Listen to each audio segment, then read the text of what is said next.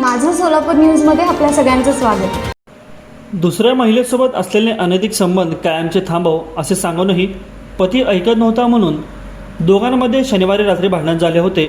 दुसऱ्या दिवशीही त्याच कारणातून दोघांमध्ये भांडण सुरू झाले।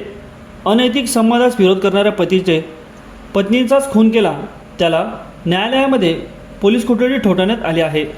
चडचण तालुक्यातील हाताळी गावातील सविता जगप्पा पुजारी वय वर्ष 35 व तिचा पती जगप्पा मनगेरी पुजारी हे दोघेही ऊसतोड मजुरी आहेत। त्यांना 3 मुले असून त्यांचा शेवटचा मुलगा 5-6 वर्षांचा आहे। जगप्पाचे गावातील एका महिलेसोबत अनैतिक संबंध होते। त्याची खबर पत्नी सविताला लागली होती। त्या बाईचा नाद सोड यासाठी त्यांनी प्रयत्न देखील केला होता व यामुळे त्यांच्यामध्ये सतत भांडणे होत होती।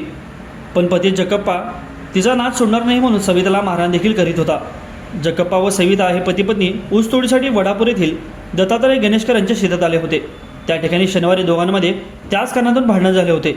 दुसऱ्या दिवशी रविवारी सकाळी पुन्हा त्याच कारणावरून त्यांच्यात भांडण सुरू झाले। त्यात रागातून ऊस तोडीच्या कोयत्याने जगप्पाने सविताच्या गळ्यावर व डोक्यावर 2 वार केले। त्यात सविता जागेवरच कोसळली। पोलिसांनी संशयित आरोपीला तातडीने जेरबंद केले व सध्या तो पोलीस कोठडीत आहे। पोलीस उपनिरीक्षक राजकुमार रांगे या घटनेचा अधिक तपास करीत आहेत। माझं सोलापूर न्यूज या यूट्यूब चॅनलला सबस्क्राईब करा आणि बेल आयकॉन प्रेस करायला विसरू नका।